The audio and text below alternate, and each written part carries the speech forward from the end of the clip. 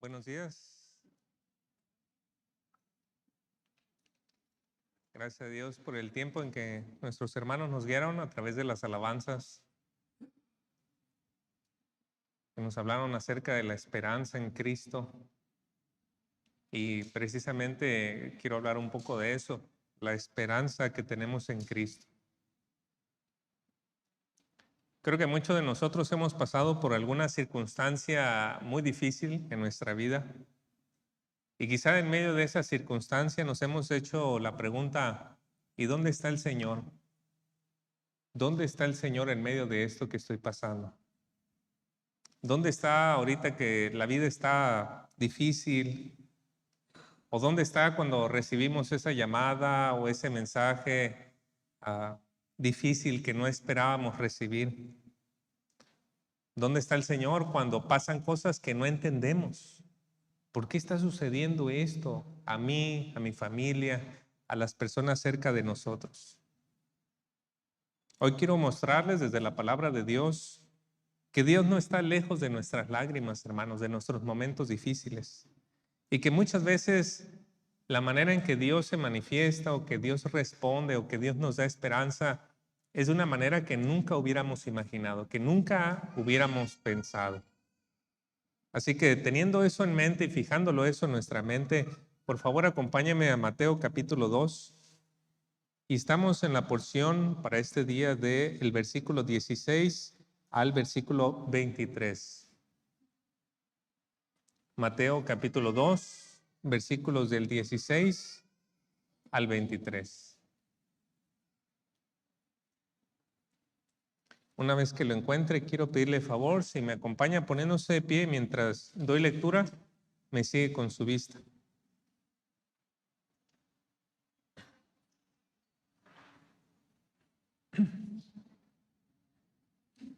Dice la palabra de Dios.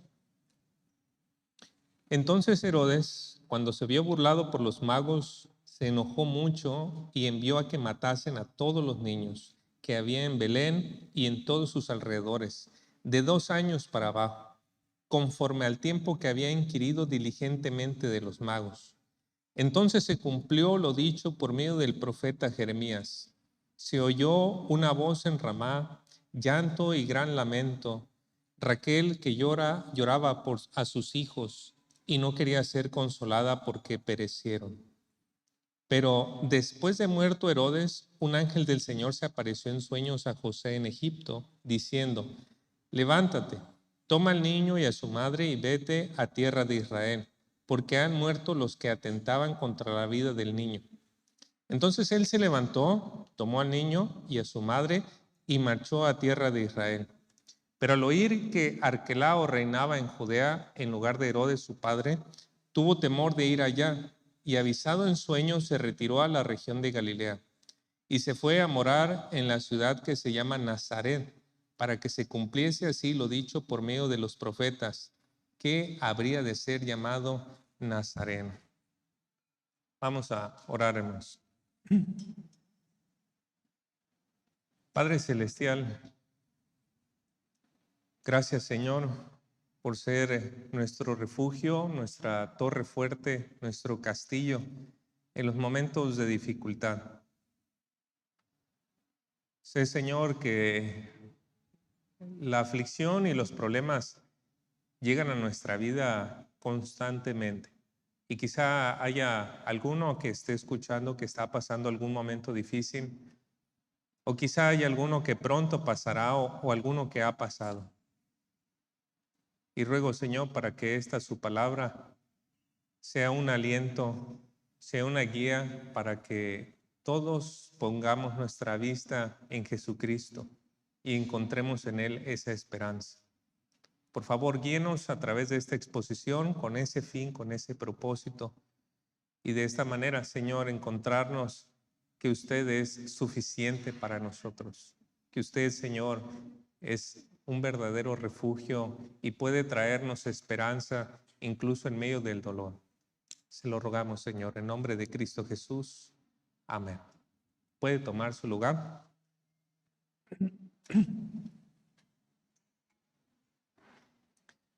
La porción que acabamos de leer, hermanos, relata un evento bastante trágico en la historia del pueblo de Israel, así como las medidas que se tuvieron que tomar para evitar que esa tragedia alcanzara a la familia de José.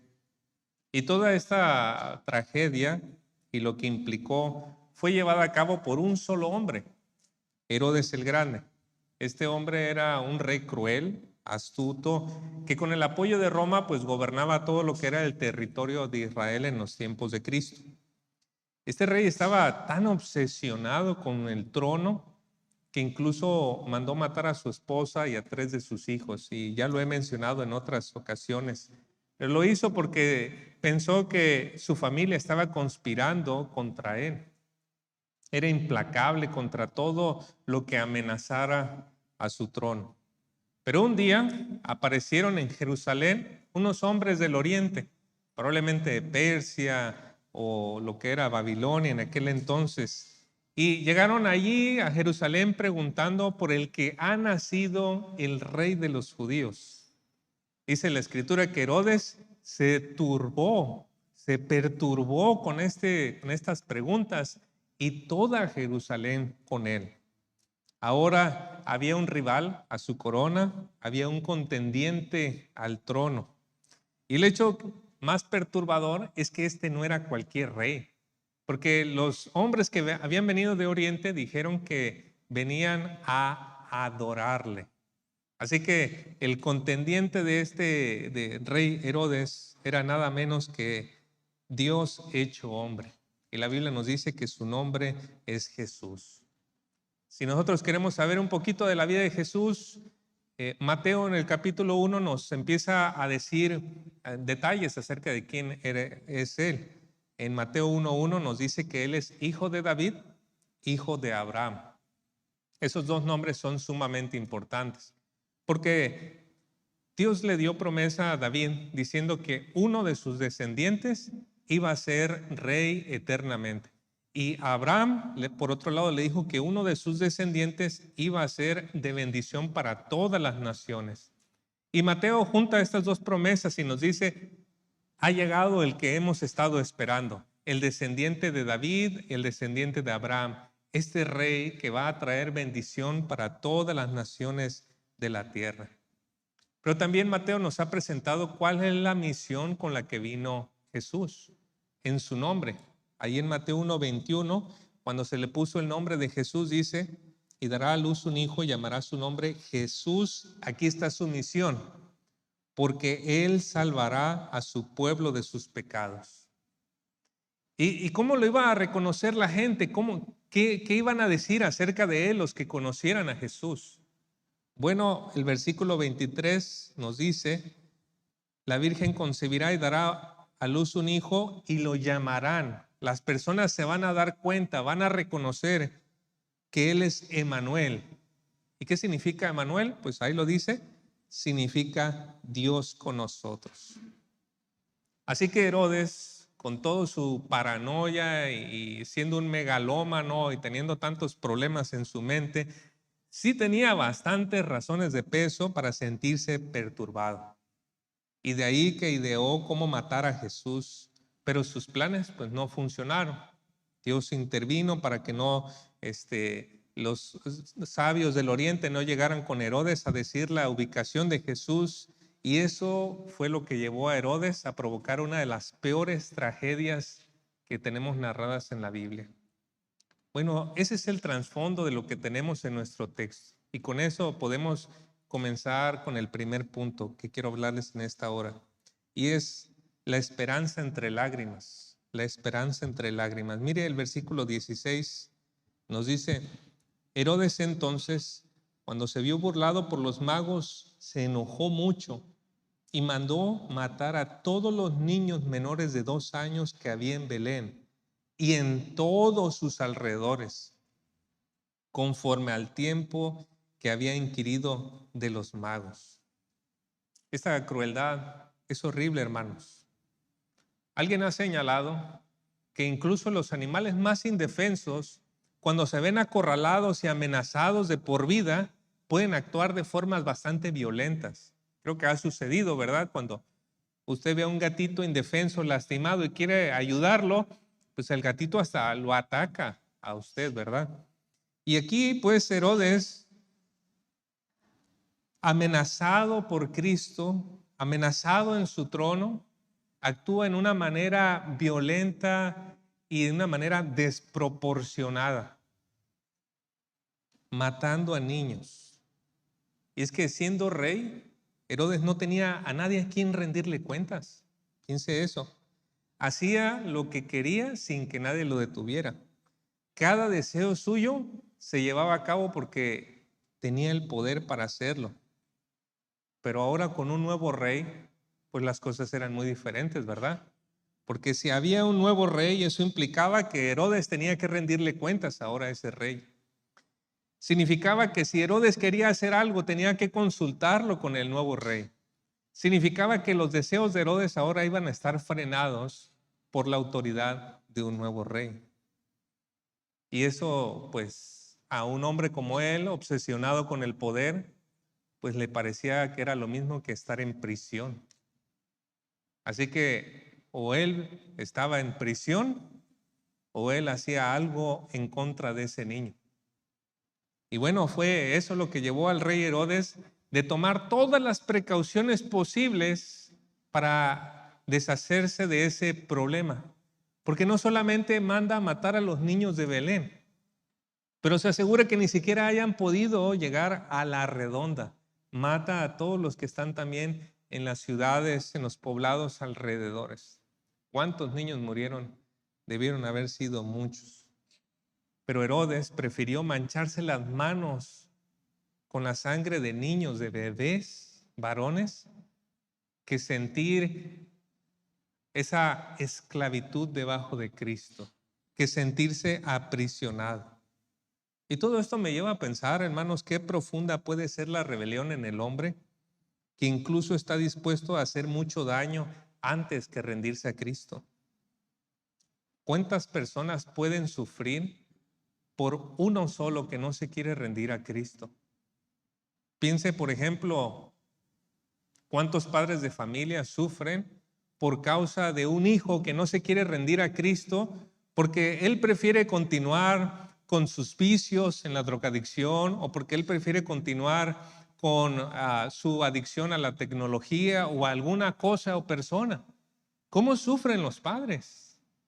¿O cómo sufre una esposa, una familia, cuando el varón de casa no quiere rendirse a Cristo porque él prefiere continuar en una relación fuera del matrimonio, prefiere continuar con la adicción al alcohol? ¿Y cómo sufre la familia por causa de eso? ¿No es cierto? Golpes, gritos, desvelos, tantas cosas. ¿Cuánto sufre una familia por una esposa que no quiere rendirse a Cristo porque ella quiere seguir viviendo como si tuviera 14 años y ya tiene familia y todo?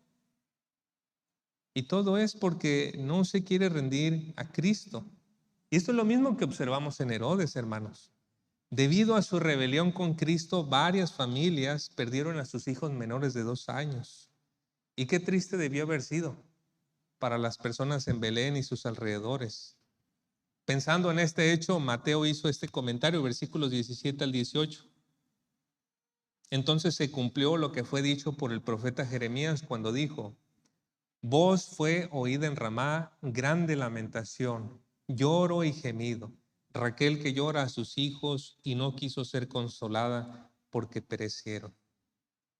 Aquí es Mateo mirando esta escena. Él está pensando en una profecía de unos 600 años atrás, en Jeremías capítulo 31, versículo 15.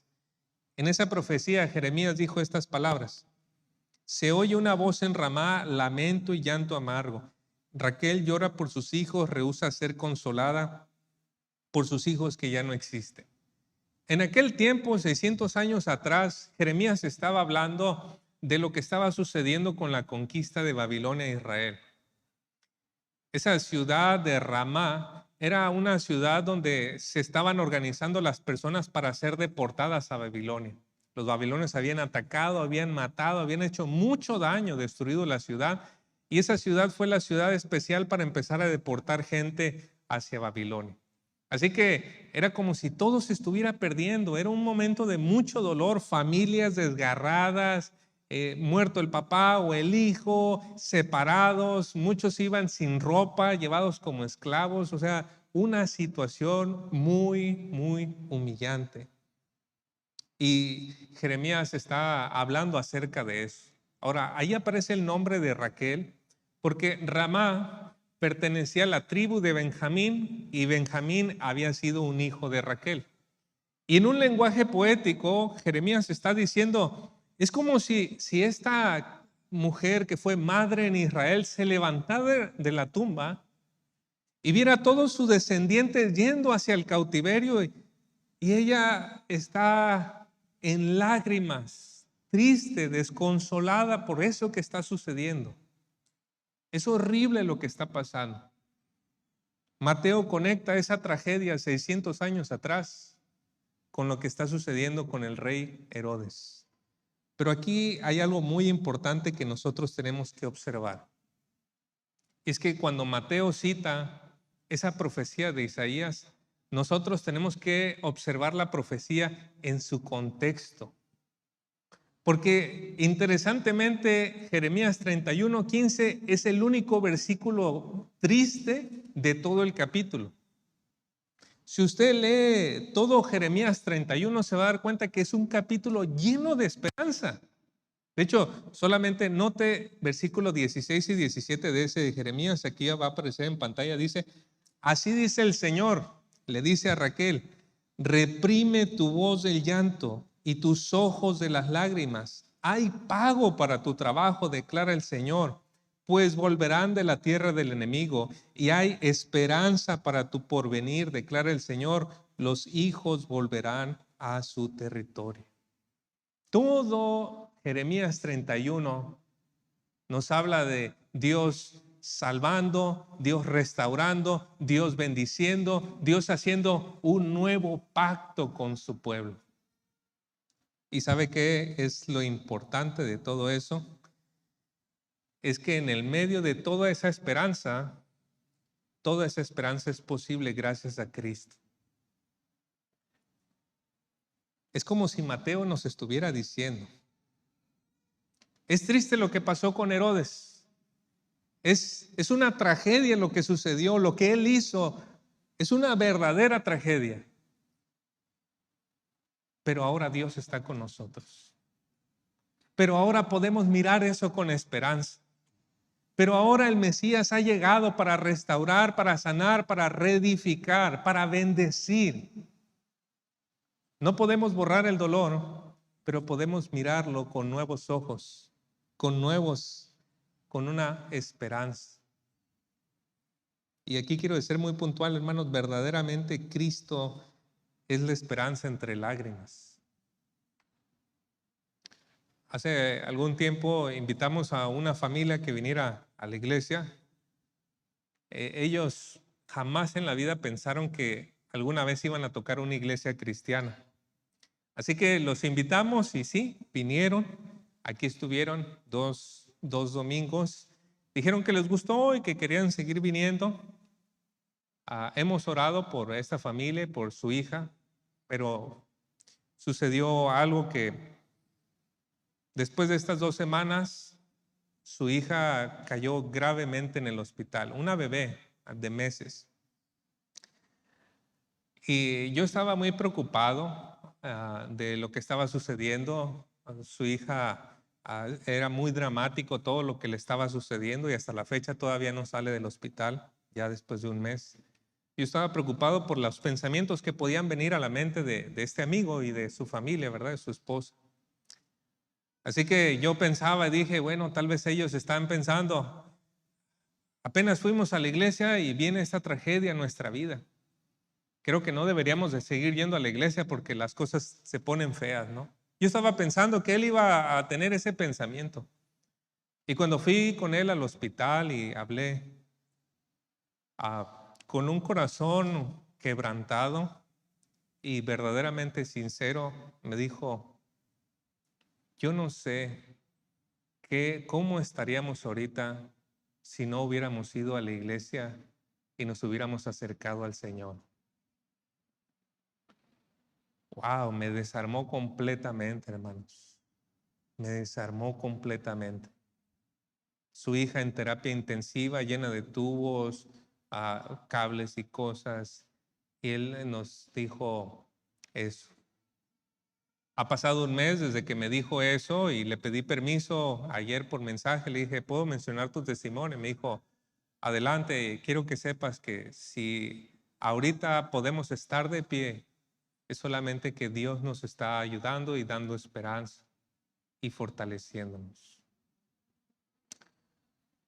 Así que en medio de esta situación tan difícil, y sé que usted lo ha vivido, no le estoy contando ninguna cosa nueva, pero en medio de una situación difícil, verdaderamente hay esperanza en Cristo. Hay esperanza en medio de las lágrimas, ¿no? Pero también quiero hablarles, hermanos, que esta esperanza que hay en Cristo viene de lo más inesperado. Viene de las maneras más inesperadas. Y es que Dios muchas veces puede actuar en maneras que son misteriosas para nosotros.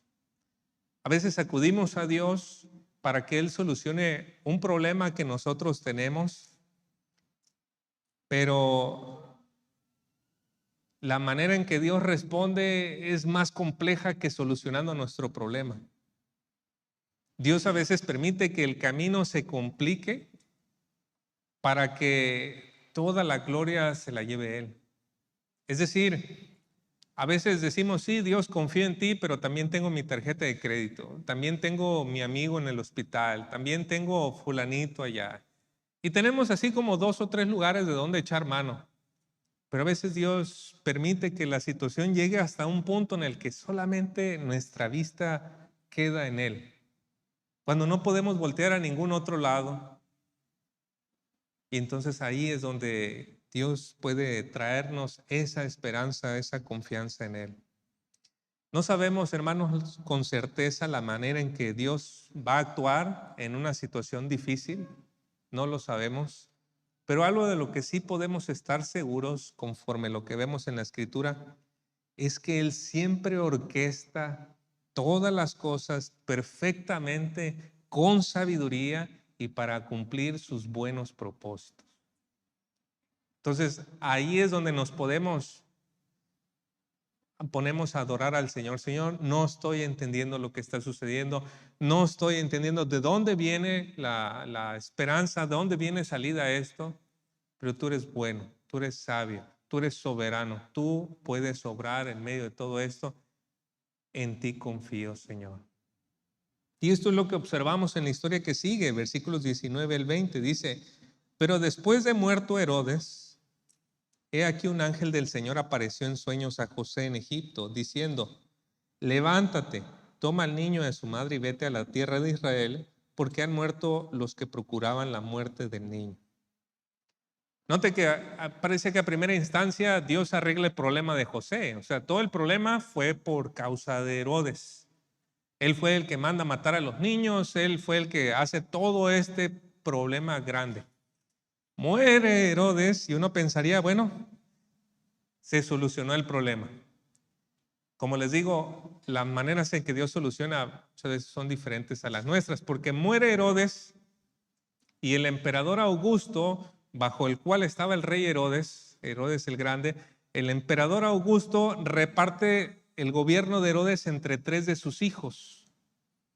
Entonces, uno de sus hijos se encarga de la región de Judea, Samaria y Idumea, se llamaba Arquelao. En Galilea, que es en la parte más al norte, y en Perea estaba Antipas, y en las regiones al noreste del mar de Galilea estaba Filipo. Y ahí nos vamos a dar cuenta un poquito más adelante que las cosas en realidad con la muerte de Herodes no habían mejorado, sino que habían empeorado.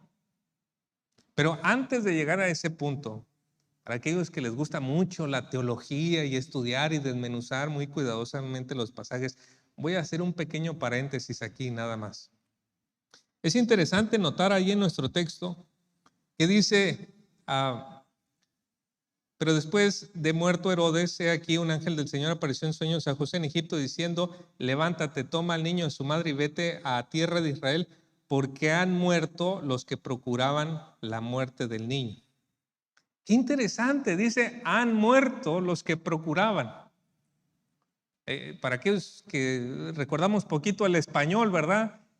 ¿Es singular o plural de quienes está hablando aquí? Plural, ¿no? Pero los versículos anteriores nos dicen que era un solo hombre, Herodes, el que quería matar al niño. ¿Por qué ahora el ángel usa el plural? Como si muchos trataran de estar matando al niño Jesús. Bueno, es posible que Herodes y otros más estuvieran en ese complot, pero también es muy probable que aquí estemos encontrando un eco de las palabras que Dios le dijo a Moisés en Éxodo 4:19. Dijo también el Señor a Moisés en Madián: ve y vuelve a Egipto, y note, porque han muerto todos los que procuraban la muerte, tu muerte. La frase es casi idéntica al anuncio del ángel. Y Mateo parece que nos está recordando dentro de este pequeño detalle el gran tema que Mateo desarrolla en su evangelio, que Cristo está llevando a cabo un nuevo éxodo. Y así como Dios levantó a un Moisés, Dios está levantando a Cristo para llevar a cabo eso. Solo es un dato interesante, y ahí voy a cerrar el paréntesis, ¿verdad? Porque no es el punto más importante de aquí. Pero lo que más destaca en nuestro texto es que los problemas no se solucionaron con la muerte de Herodes. Mire versículo 21 al 23. Entonces él se levantó, hablando de José, y tomó al niño y a su madre y vino a tierra de Israel.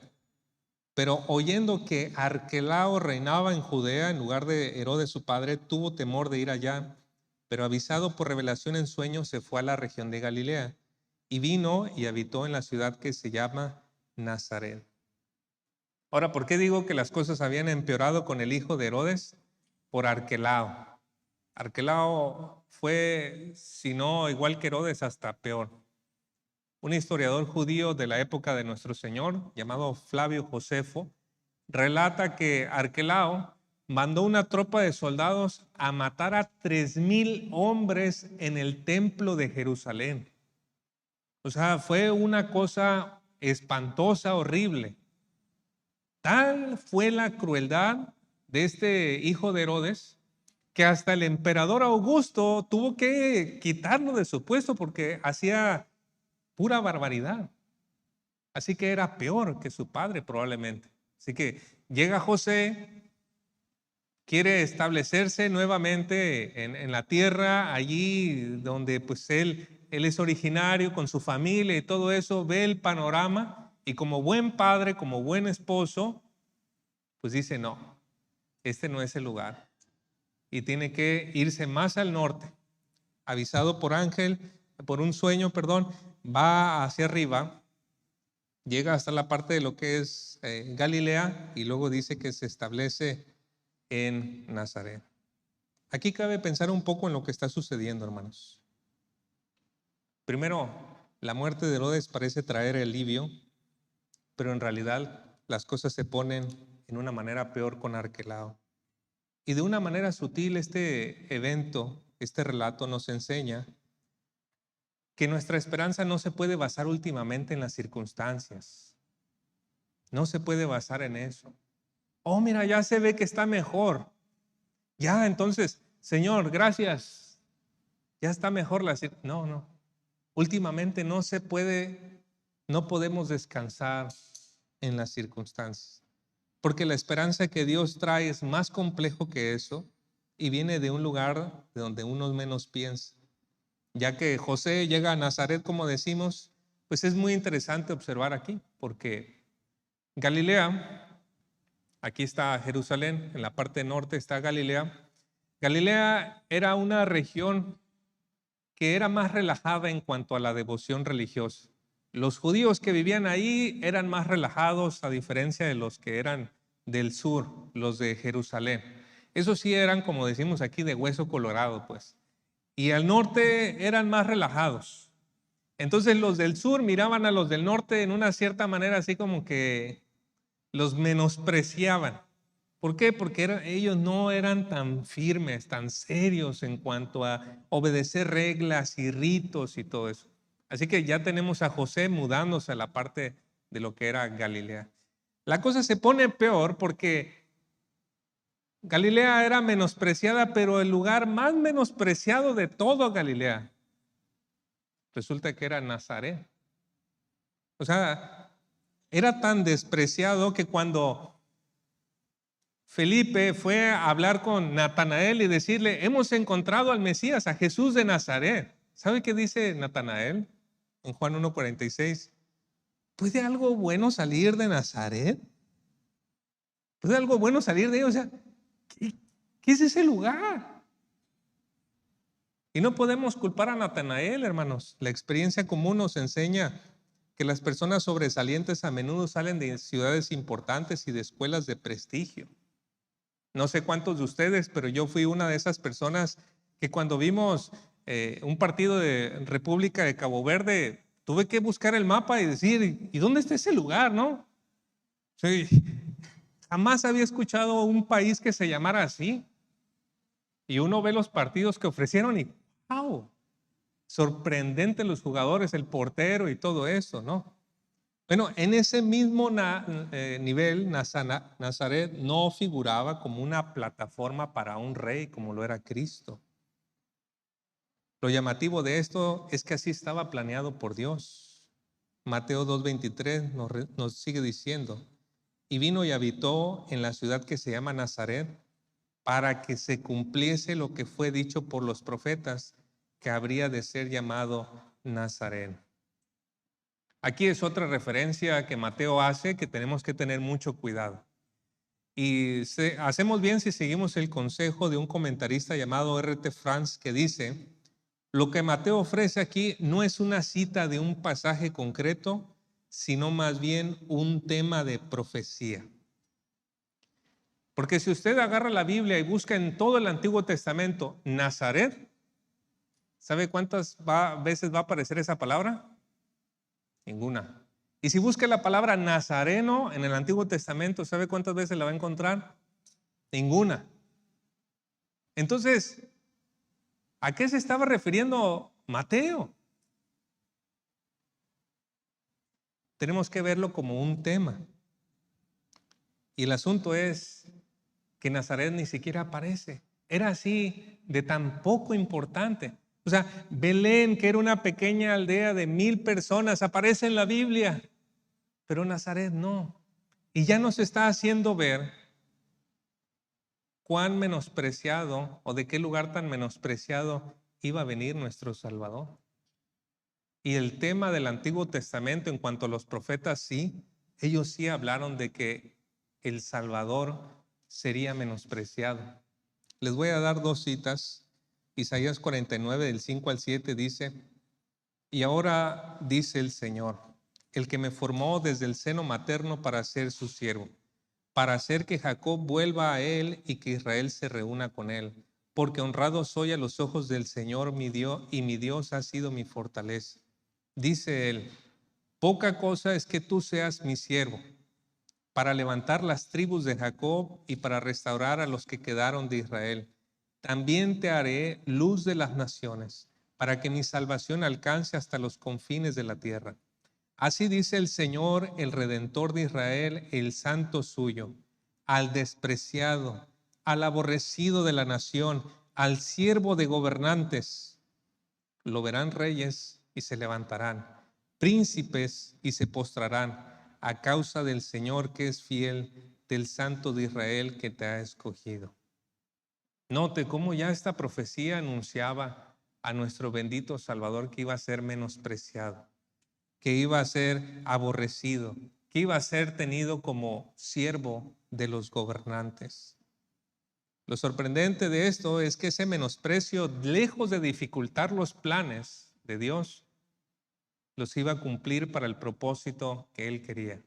No sé cuántos de ustedes han llegado alguna vez a alguna entrevista de trabajo, a algún lugar, y han tenido que presentar y los ven cómo vienen vestidos, los ven si vienen de buena escuela, si vienen de buena familia, si vienen de buenas ciudades y no cumplen con eso. hay una mirada de menosprecio, de desprecio, ¿verdad? Bueno, y a veces pensamos que debido a ese menosprecio ya no nos van a dar esa oportunidad o ya no vamos a poder ser parte de, pero no sucede así con el Señor. Porque lejos de quitar a Cristo de los planes, se cumplieron los planes. Isaías 53 del 3 al 5. Fue despreciado y desechado de los hombres, varón de dolores, experimentado en aflicción, y como uno de quien los hombres esconden el rostro, fue despreciado y no le estimamos.